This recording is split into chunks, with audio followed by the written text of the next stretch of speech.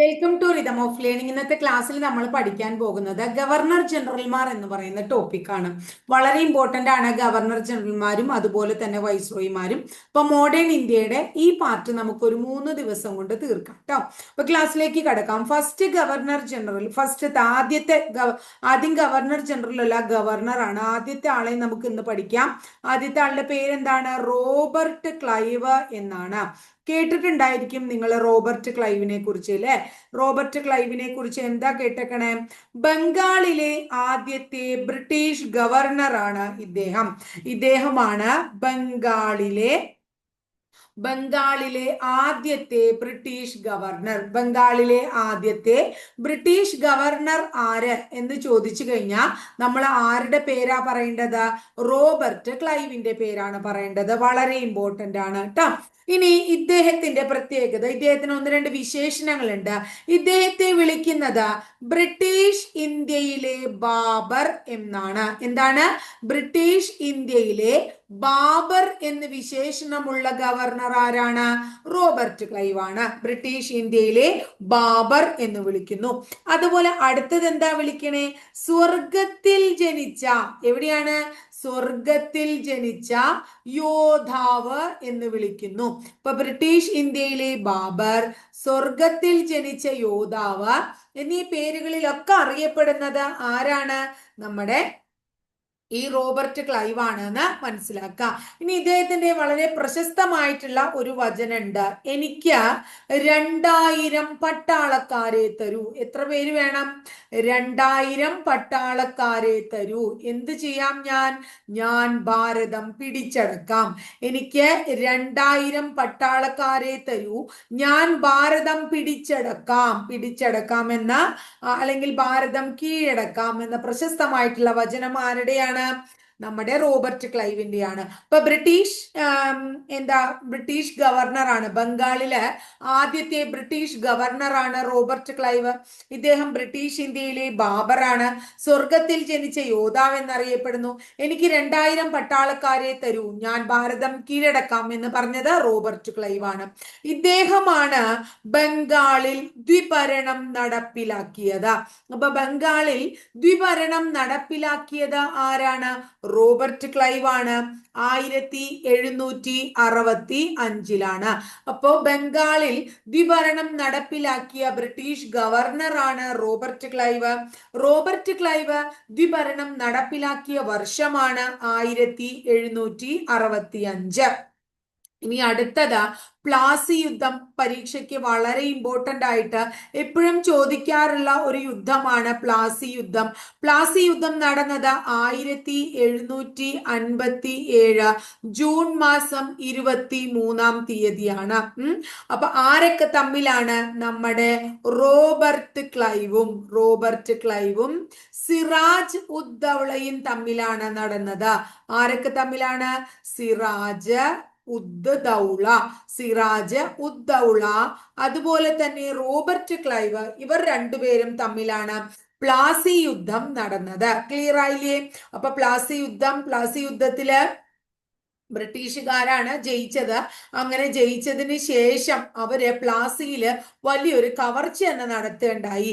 ആ കവർച്ചയെ വിളിക്കുന്നത് പ്ലാസി പ്ലണ്ടർ എന്നാണ്. അതും കൂടി ഓർത്തു വെക്കുക. പ്ലാസി പ്ലണ്ടർ എന്താണെന്ന് മനസ്സിലായില്ലേ? ബ്രിട്ടീഷുകാർ നടത്തിയ കവർച്ചയാണ് എന്ത് വിളിക്കുന്നത്? പ്ലാസി പ്ലണ്ടർ എന്ന് വിളിക്കുന്നത്. അതുപോലെ തന്നെ കർണാട്ടിക് വാർ ഉണ്ട്. അതില് എന്താ പറയാ, രണ്ടാമത്തെ കർണാട്ടിക് യുദ്ധത്തിന് രണ്ടാമത്തെ കർണാട്ടിക് യുദ്ധത്തിന് നേതൃത്വം കൊടുത്തതും ആര് തന്നെയാണ്? നമ്മുടെ റോബർട്ട് ക്ലൈവ് ആണ് എന്ന് ഓർക്കുക. ഇനി ഒരു കാര്യം കൂടി ഉണ്ട് ഇദ്ദേഹത്തെ കുറിച്ച് പഠിക്കാനായിട്ട്. ഇദ്ദേഹം ആത്മഹത്യ ചെയ്ത ഗവർണറാണ്. അപ്പൊ ആത്മഹത്യ ചെയ്ത ഗവർണർ ആരാണെന്ന് ചോദിച്ചാൽ ആരുടെ പേര് പറയും? Robert Clive. അപ്പൊ റോബർട്ട് ക്ലൈവ് ക്ലിയർ ആയോ നിങ്ങൾക്ക്? ബംഗാളിലെ ആദ്യത്തെ ബ്രിട്ടീഷ് ഗവർണറാണ് റോബർട്ട് ക്ലൈവ്. ബംഗാളിൽ ദ്വിഭരണം നടപ്പിലാക്കിയ വ്യക്തിയാണ് റോബർട്ട് ക്ലൈവ്. ബംഗാളിൽ ദ്വിഭരണം നടപ്പിലാക്കിയത് 1765 പ്ലാസി യുദ്ധ സമയത്ത് ബംഗാൾ ഗവർണർ റോബർട്ട് ക്ലൈവ് ആണ്. പ്ലാസി യുദ്ധം നടന്നത് ക്ലൈവും സിറാജ് ഉദ്ദൗളയും തമ്മിലാണ്.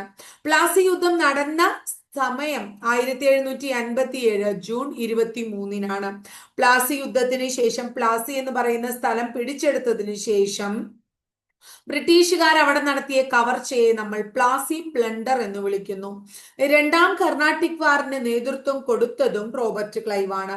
ആത്മഹത്യ ചെയ്ത ഗവർണറാണ് റോബർട്ട് ക്ലൈവ്. ബ്രിട്ടീഷ് ഇന്ത്യയിലെ ബാബർ, സ്വർഗത്തിൽ ജനിച്ച യോദ്ധാവ് എന്നീ പേരുകളിൽ അറിയപ്പെടുന്നത് റോബർട്ട് ക്ലൈവ് ആണ്. എനിക്ക് 2000 പട്ടാളക്കാരെ തരൂ, ഞാൻ ഭാരതം പിടിച്ചടക്കാം അല്ലെങ്കിൽ കീഴടക്കാം എന്ന പ്രശസ്ത വചനം ആരുടെയാണ്? റോബർട്ട് ക്ലൈവിന്റെയാണ്. ഇത്രയും കാര്യം ക്ലിയർ ആയില്ലേ? ഇനി അടുത്ത ആളുടെ പേര് നമ്മൾ പഠിക്കുകയാണ്. അദ്ദേഹത്തിന്റെ പേര് വാറൻ ഹേസ്റ്റിങ്സ് എന്നാണ്. എന്താണ്? വാറൻ ഹേസ്റ്റിങ്സ് എന്ന് പറയുന്ന ഗവർണറിനെ കുറിച്ചാണ് നമ്മൾ പഠിക്കുന്നത്. Warren Hasting. ഇദ്ദേഹത്തിന്റെ പ്രത്യേകത 1773 നമ്മുടെ നാട്ടില് എന്ത് പാസ്സാക്കുന്നത്? Regulating act പാസ്സാക്കുന്നത്. അപ്പൊ റെഗുലേറ്റിംഗ് ആക്ട് നിലവിൽ വന്നത് എന്നാണ്, അല്ലെങ്കിൽ റെഗുലേറ്റിംഗ് ആക്ട് പാസ്സായത് എന്നാണ്? 1773. അപ്പൊ 1773 റെഗുലേറ്റിംഗ് ആക്ട് പ്രകാരം നിയമിതനായ ആദ്യത്തെ ഗവർണർ ജനറൽ ആണ് ആര്? വാറൽ ഹേസ്റ്റിംഗ്. അപ്പൊ ഇദ്ദേഹത്തെ നമ്മൾ ക്ലൈവിനെ എന്തു വിളിച്ചു? ഗവർണർ എന്ന് വിളിച്ചു. ഇദ്ദേഹത്തെ നമ്മൾ എന്താ വിളിക്കണേ? ഗവർണർ ജനറൽ എന്നാ വിളിക്കണേ. അപ്പൊ 1773 എന്ത് പ്രകാരം? റെഗുലേറ്റിംഗ് ആക്ട് പ്രകാരം നിയമിതനായ ഗവർണർ ജനറൽ ആണ് ആര്? വാറൽ ഹേസ്റ്റിംഗ്. 1773 റെഗുലേറ്റിംഗ് ആക്ട് പ്രകാരം ഇദ്ദേഹം നിയമിതനായി. അതിനുശേഷം ഇദ്ദേഹം ബംഗാളില് ഗവർണർ ജനറൽ ആയതിനു ശേഷം ബംഗാളിൽ ഒരു ഭൂനികുതി വ്യവസ്ഥ കൊണ്ടുവന്നു. ഇദ്ദേഹം കൊണ്ടുവന്ന ഭൂനികുതി വ്യവസ്ഥയ്ക്ക് വിളിക്കുന്ന പേര് ക്വിൻക്യുനൈൻ എന്നാണ്. എന്താണ്? ക്വിൻക്യുനൈൻ. അപ്പൊ ക്വിൻക്യുനൈൻ എന്ന് പറയുന്ന ഭൂനികുതി വ്യവസ്ഥ കൊണ്ടുവന്ന വ്യക്തി ആരാണ്? ബംഗാളിൽ കൊണ്ടുവന്നത് വാറൽ ഹേസ്റ്റിംഗ് ആണ്. വാറൽ ഹേസ്റ്റിംഗ് ബംഗാളിൽ നടപ്പിലാക്കിയ മറ്റൊരു പോളിസിയുടെ പേരാണ്, ഒരു നയം ഇദ്ദേഹം കൊണ്ടുവന്നു. ആ പോളിസിയുടെ പേരാണ് റിംഗ് ഫെൻസ്. ഇപ്പൊ റിംഗ് ഫെൻസ് എന്ന് പറയുന്ന നയത്തിന്റെ ശില്പിയും അതുപോലെ തന്നെ ക്വിൻക്യുനൈൻ എന്ന് പറയുന്ന ഭൂനികുതി വ്യവസ്ഥ കൊണ്ടുവന്നതും രണ്ടും ആരാണ്? വാറൽ ഹേസ്റ്റിംഗ് ആണ്. ഇനി അടുത്തത് 1773 ഈ റെഗുലേറ്റിംഗ് ആക്ട് പ്രകാരം തന്നെ എന്താണ്? ഒരു സുപ്രീം കോടതി ഇന്ത്യയിൽ സ്ഥാപിതമാവുകയാണ്. ഇന്ത്യയിൽ എവിടെ എന്ത് സ്ഥാപിതമായി? സുപ്രീം കോടതി സ്ഥാപിതമായി. അപ്പൊ ഇന്ത്യയിൽ സുപ്രീം കോടതി സ്ഥാപിതമായപ്പോ ഗവർണർ ജനറൽ വാറൽ ഹേസ്റ്റിംഗ് ആണ്. സുപ്രീം കോടതി സ്ഥാപിതമായത് കൽക്കത്തയിലാണ്. സുപ്രീം കോടതി സ്ഥാപിതമായ വർഷം 1774 അങ്ങനെ കൽക്കട്ട സുപ്രീം കോടതിയിലെ ആദ്യത്തെ ചീഫ് ജസ്റ്റിസ് ആയത് ആരാണ്? എലീജ ഇംപെയാണ്. ആരാണ്? എലീജ ഇംപെയാണ് ആദ്യത്തെ എന്താ സുപ്രീം കോടതി ചീഫ് ജസ്റ്റിസ് എന്നും കൂടി നിങ്ങൾ ഓർത്തു വെക്കാം കേട്ടോ. ഇനി അടുത്തത് ഈ വാറൽ ഹേസ്റ്റിംഗിന്റെ സഹായത്തോട് കൂടിയിട്ടാണ് എന്ത് സ്ഥാപിച്ചത് എന്നാ പറയണേ? ഏഷ്യാറ്റിക് സൊസൈറ്റി ഓഫ് ബംഗാൾ സ്ഥാപിച്ചത്. അപ്പൊ Asiatic society of Bengal, Asiatic society of Bengal നമ്മള് എന്താ പറയുന്നത്, പരീക്ഷയ്ക്ക് ചോദിക്കാറുള്ള വളരെ ഇമ്പോർട്ടന്റ് ആയിട്ടുള്ള ഒരു ചോദ്യമാണ് ഏഷ്യാറ്റിക് സൊസൈറ്റി ഓഫ് ബംഗാൾ എന്ന് പറയുന്നത്. അത് 1784 നിലവിൽ വന്നു. ഈ വർഷം വളരെ പ്രധാനമാണ്. ഏഷ്യാറ്റിക് സൊസൈറ്റി ഓഫ് ബംഗാൾ സ്ഥാപിച്ചത് ആരാന്നും ചോദിച്ചിട്ടുണ്ട്. വില്യം ജോൺസ് ആണ്. അപ്പൊ വാറൽ ഹേസ്റ്റിംഗിന്റെ സഹായത്താൽ 1784 ഏഷ്യാറ്റിക് സൊസൈറ്റി ഓഫ് ബംഗാൾ സ്ഥാപിച്ചത് ആരാണ്? വില്യം ജോൺസ് ആണ്. ഇനി ഇന്ത്യയില് ഏറ്റവും കൂടുതൽ കാലം ഗവർണർ ജനറൽ പദവിയിലിരുന്നതും വാറൽ ഹേസ്റ്റിംഗ് ആണ്. കൂടുതൽ കാലം ഗവർണർ ജനറൽ പദവിയിലിരുന്നതും വാറൽ ഹേസ്റ്റിംഗ് ആണ്. ബംഗാളില് റോബർട്ട് ക്ലൈവ് കൊണ്ടുവന്ന ദ്വിഭരണം നിർത്തലാക്കിയത് ആരാണ്? നമ്മുടെ വാറൽ ഹേസ്റ്റിംഗ് ആണ്. അപ്പൊ ബംഗാളിൽ ദ്വിഭരണം നിർത്തലാക്കിയത് ആരാണ്? നമ്മുടെ വാറൻ ഹേസ്റ്റിംഗ് ആണ്. ഇനി അടുത്തത് ഇംപീച്ച്മെന്റിന് വിധേയനായ ആദ്യ ഗവർണർ ജനറൽ ആണ്. ഇദ്ദേഹം എന്തിനു വിധേയനായി? ഇംപീച്ച്മെന്റിന് വിധേയനായി. അപ്പൊ ഇംപീച്ച്മെന്റിന് വിധേയനായ ആദ്യ ഗവർണർ ജനറൽ എന്ന് പറഞ്ഞാൽ ഇദ്ദേഹത്തിന്റെ പേര് പറയണം. ഇനി അടുത്തത് ചാൾസ് വിൽക്കിൻസ് ഭഗവത്ഗീതയുടെ ഇംഗ്ലീഷ് തർജ്ജമ നടത്തി. ഭഗവത്ഗീതയുടെ ഇംഗ്ലീഷ് തർജ്ജമ. ആ ഇംഗ്ലീഷ് തർജ്ജമയ്ക്ക് ആമുഖം എഴുതിയത് ആരാണ്? വാറൻ ഹേസ്റ്റിംഗ് ആണ്. ചാൾസ് വിൽക്കിൻസ് എഴുതിയ ഭഗവത്ഗീതയുടെ ഇംഗ്ലീഷ് തർജ്ജമയ്ക്ക് ആമുഖം തയ്യാറാക്കിയതും വാറൻ ഹേസ്റ്റിംഗ് ആണ്. അപ്പോ 1773 റെഗുലേറ്റിംഗ് ആക്ട് പ്രകാരം ഇന്ത്യയിൽ നിയമിതനായ ആദ്യ ഗവർണർ ജനറൽ ആണ് വാറൻ ഹേസ്റ്റിംഗ്. വാറൻ ഹേസ്റ്റിംഗിന്റെ ഭൂനികുതി വ്യവസ്ഥയ്ക്ക് ക്വിൻക്യുനൈൻ എന്നും, എന്താണ് ക്വിൻക്യുനൈൻ? എന്നാണ് കേട്ടോ മക്കളെ, ക്വിൻക്യുനൈൻ എന്നും, അദ്ദേഹം കൊണ്ടുവന്ന പോളിസിക്ക് റിംഗ് ഫെൻസ് സെറ്റിൽമെന്റ് എന്നും വിളിക്കുന്നു. ഇനി നമ്മുടെ റോബർട്ട് ക്ലൈവ് കൊണ്ടുവന്ന ദ്വിഭരണം നിർത്തലാക്കിയത് വാറൻ ഹേസ്റ്റിംഗ് ആണ്. ഇംപീച്ച്മെന്റിന് വിധേയനായ ആദ്യ ഗവർണർ ജനറൽ വാറൻ ഹേസ്റ്റിംഗ് ആണ്. അത് അടുത്തത് ചാൾസ് വിൽക്കിൻസ് എഴുതിയ ഭഗവത്ഗീതയുടെ ഇംഗ്ലീഷ് തർജ്ജമയ്ക്ക് ആമുഖം എഴുതിയതും വാറൻ ഹേസ്റ്റിംഗ്സ് ആണ്. ഇനി 1773 റെഗുലേറ്റിംഗ് ആക്ട് പ്രകാരം 1774 കൽക്കത്തയിലാണ് ഇന്ത്യയിലെ ആദ്യത്തെ സുപ്രീം കോടതി നിലവിൽ വന്നത്. ആ സുപ്രീം കോടതി നിലവിൽ വരുമ്പോൾ ആരായിരുന്നു ഗവർണർ ജനറൽ? വാറൻ ഹേസ്റ്റിംഗ് ആയിരുന്നു. ആ സുപ്രീം കോടതിയിലെ ആദ്യത്തെ ചീഫ് ജസ്റ്റിസ് ആരാണ്? എലീജ ഇംപെയാണ്. ഇനി അടുത്തത് വില്യം ജോൺസിന് 1784 ഏഷ്യാറ്റിക് സൊസൈറ്റി ഓഫ് ബംഗാൾ സ്ഥാപിക്കാനായിട്ട് സഹായം നൽകിയ വ്യക്തിയാണ് വാറൻ ഹേസ്റ്റിംഗ്. ഇന്ത്യയിൽ ഏറ്റവും കൂടുതൽ കാലം ഗവർണർ ജനറൽ പദവിയിൽ ഇരുന്നതും വാറൻ ഹേസ്റ്റിംഗ് ആണ്. അപ്പൊ വാറൻ ഹേസ്റ്റിംഗിനെ പഠിച്ചില്ലേ എല്ലാവരും? അടുത്തത് നമ്മൾ പഠിക്കാൻ പോകുന്നത് കോൺവാലീസ് പ്രഭുവിനെ കുറിച്ചാണ്. കോൺവാലീസ് പ്രഭു. അപ്പൊ കോൺവാലീസ് പ്രഭുവിന്റെ പ്രത്യേകത, ഇന്ത്യൻ സിവിൽ സർവീസിന്റെ പിതാവ്. എപ്പോഴും പരീക്ഷയ്ക്ക് ചോദിക്കാറുള്ള ചോദ്യമാണ്. ഇന്ത്യൻ സിവിൽ സർവീസിന്റെ പിതാവ് എന്ന് വിളിക്കുന്നത് ആരെയാണ്? കോൺവാലീസ് പ്രഭുവിനെയാണ്. ഇന്ത്യൻ സിവിൽ സർവീസിന്റെ പിതാവാണ് കോൺവാലീസ് പ്രഭു. അടുത്തത് ശാശ്വത ഭൂനികുതി വ്യവസ്ഥ. എന്താണ് ശാശ്വത ഭൂനികുതി വ്യവസ്ഥ? വളരെ ഇമ്പോർട്ടന്റ് ആണ് ശാശ്വത ഭൂനികുതി വ്യവസ്ഥ. ഇത് ഏർപ്പെടുത്തിയ ഗവർണർ ജനറൽ ആണ് ഇദ്ദേഹം 1793 അപ്പൊ ശാശ്വത ഭൂനികുതി വ്യവസ്ഥ ഏർപ്പെടുത്തിയത് കോൺവാലീസ് പ്രഭുവാണ്.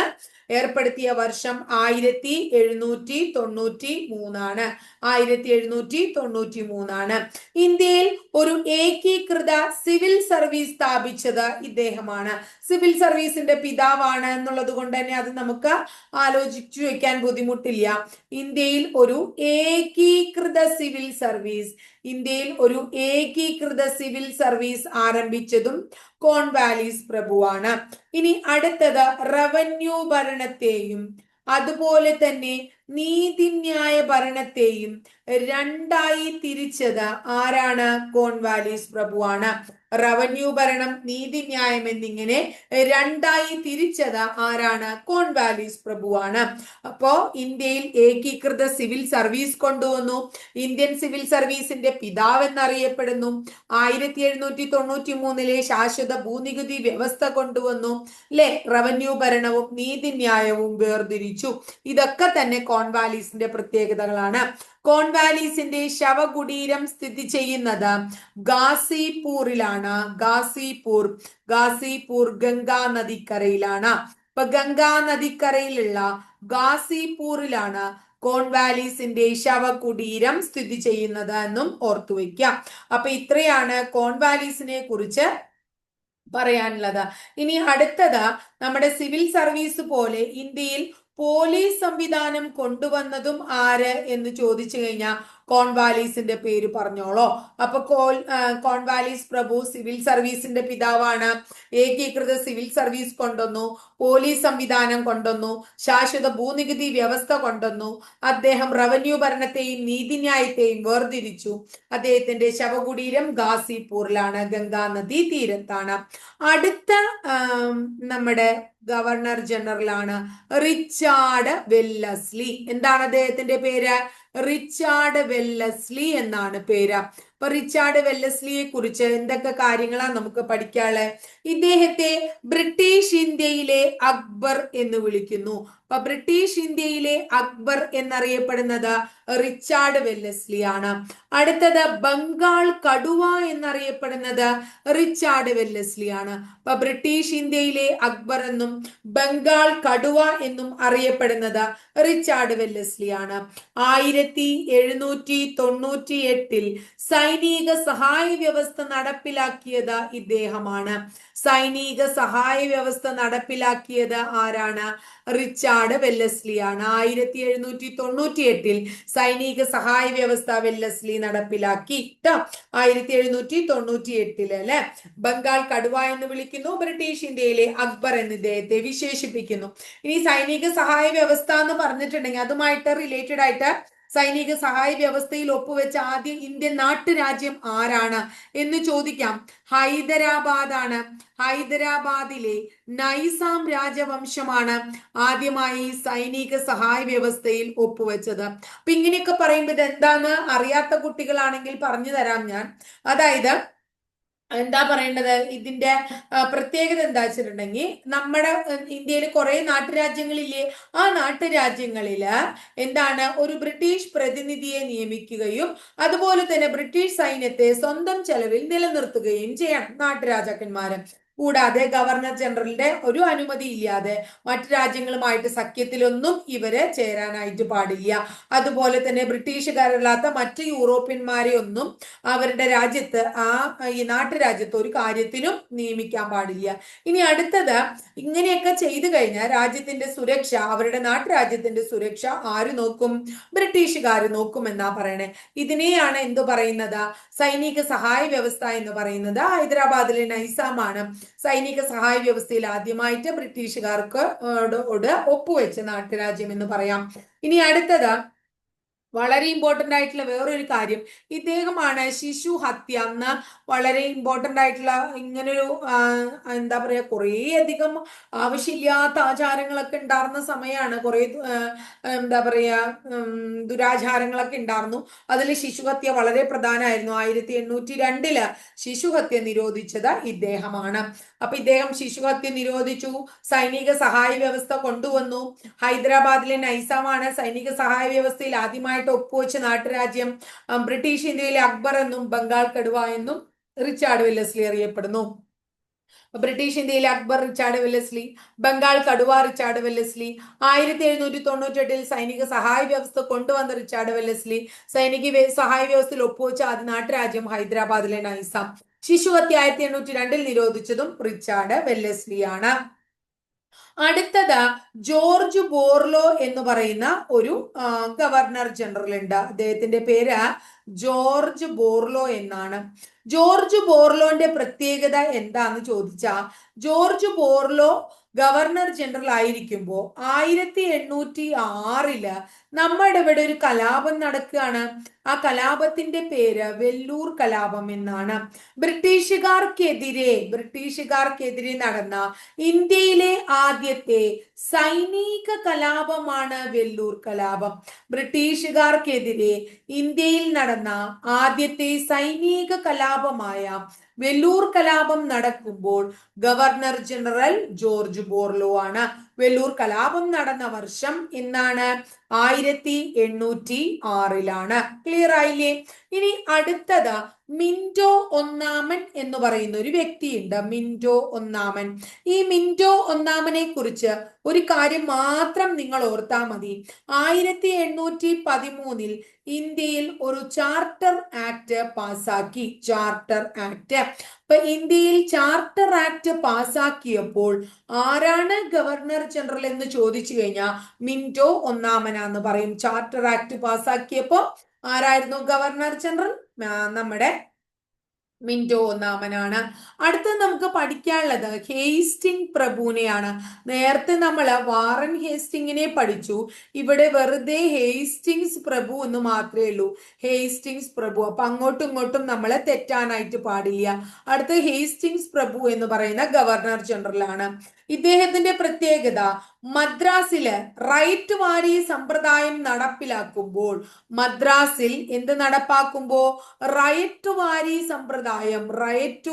സമ്പ്രദായം നടപ്പിലാക്കുമ്പോൾ ഗവർണർ ജനറൽ ഹേസ്റ്റിംഗ് പ്രഭുവാണ്. എന്നാൽ മദ്രാസിൽ റൈറ്റ് വാരി സമ്പ്രദായം കൊണ്ടുവന്ന ഗവർണർ ആര് എന്നാണ് നിങ്ങളോട് ചോദിക്കുന്നതെങ്കിൽ ഉത്തരം നമ്മൾ തോമസ് മൺട്രോ എന്ന് പറയും. ആരുടെ പേരാ പറയണ്ടേ? Thomas Munro. അപ്പൊ തോമസ് മൺട്രോ ഗവർണർ ആയിരുന്ന സമയത്താണ് മദ്രാസില് റൈറ്റ് വാരി സമ്പ്രദായം കൊണ്ടുവരുന്നത്. മദ്രാസിൽ റൈറ്റ് വാരി സമ്പ്രദായം കൊണ്ടുവരുമ്പോ ബംഗാളിലെ ഗവർണർ ജനറൽ ആണ് ആര്? ഹേസ്റ്റിംഗ് പ്രഭു എന്ന് നിങ്ങൾ മനസ്സിലാക്കുക. ഇനി അടുത്തത് പേഷ്വാ ഭരണം അവസാനിപ്പിച്ചു. അപ്പോ പേഷ്വാമാര് ഇന്ത്യയില് ഭരിച്ചിരുന്ന ഒരു സമയം ഉണ്ടായിരുന്നു. ആ പേഷ്വാ ഭരണം അവസാനിപ്പിച്ച് പൂനെ ബോംബെ പ്രസിഡൻസിയോട് കൂട്ടിച്ചേർത്തത് ഇദ്ദേഹമാണ്. പേഷ്വാ ഭരണം എന്ത് ചെയ്തു? അവസാനിപ്പിച്ചു. എന്നിട്ട് പൂനെ എന്ന് പറയുന്ന പ്രദേശത്തെ എന്തിനോട് കൂട്ടിച്ചേർത്തു? ബോംബെ പ്രസിഡൻസിയോട് കൂട്ടിച്ചേർത്തു. അപ്പൊ പേഷ്വാ ഭരണം അവസാനിപ്പിച്ച് പൂനെയെ ബോംബെ പ്രസിഡൻസിയോട് കൂട്ടിച്ചേർത്തത് ആരാണ്? ഹേസ്റ്റിംഗ് പ്രഭുവാണ്. മദ്രാസിൽ റൈറ്റ് വാരി സമ്പ്രദായം നിലവിൽ വന്നപ്പോഴത്തെ ഗവർണർ ജനറൽ ആരാണ്? ഹേസ്റ്റിംഗ് പ്രഭുവാണ്. ക്ലിയർ ആയോ മക്കളെ? ഇനി എന്നാൽ മദ്രാസില് റൈറ്റ് വാരി സമ്പ്രദായം നിലവിൽ വന്നപ്പോൾ മദ്രാസ് ഗവർണർ ആരാണ്? Madras governor Thomas Munro. ബംഗാളിലെ ഗവർണർ ജനറൽ ആരാണ്? ഹേസ്റ്റിംഗ് പ്രഭു. ക്ലിയർ ആയല്ലോ? അപ്പൊ ഇത്രയും ഇന്നത്തെ ക്ലാസ്സിൽ പഠിച്ചാൽ മതി. അടുത്തത് വില്യം ബെന്റിക് തൊട്ടുള്ളത് നമ്മള് അടുത്ത ക്ലാസ്സിൽ പഠിക്കണം. വില്യം ബെന്റിക് തൊട്ട് നമുക്ക് എന്താ പറയാ ഒരു 3-4 പേരെ നമുക്ക് പഠിച്ചു വെക്കാം. അപ്പോ എത്ര പേര്? ഒരു വൈസ്രോയിമാര് വരെ പഠിക്കാം, ഹർഡിഞ്ച് ഒന്നാമൻ വരെ. അപ്പൊ പിന്നെ കാനിങ് പ്രഭു തൊട്ടുള്ള വൈസ്രോയിമാരാണ്. അപ്പൊ വൈസ്രോയിമാര് നമുക്ക് 2 ക്ലാസ് ഉണ്ട്. അപ്പൊ അങ്ങനെ ഒരു മാക്സിമം ഒരു 4 ക്ലാസ് കൊണ്ട് ഇത് തീരും. അത് കഴിഞ്ഞാൽ നമുക്ക് സ്വദേശി പ്രസ്ഥാനം തൊട്ടുള്ള ഇന്ത്യൻ സ്വാതന്ത്ര്യ സമരം വരെയുള്ള ഭാഗം കഴിയുമ്പോൾ മോഡേൺ ഇന്ത്യ തീരും. അങ്ങനെ ഓരോരോ ഭാഗങ്ങൾ നമ്മുടെ തീർന്ന് വരികയാണ്. ഇനി കുറച്ചും കൂടിയേ ഉള്ളൂ കേരള ഹിസ്റ്ററിയിൽ നമുക്ക് തീർക്കാനായിട്ട്. അപ്പൊ അങ്ങനെ നമ്മൾ ഇന്ന് തുടങ്ങിയിട്ട് 40 ദിവസമായില്ലേ? അപ്പോൾ ഭംഗിയായിട്ട് മുന്നോട്ട് ക്ലാസ് എല്ലാവരും അത് ഫോളോ ചെയ്ത് പോകണുണ്ട് എന്ന് വിചാരിക്കണം. അപ്പോൾ എല്ലാവരും നന്നായി പഠിക്കുക കേട്ടോ. അടുത്ത ദിവസം നല്ലൊരു ടോപ്പിക്കുമായി നമുക്ക് വീണ്ടും കാണാം.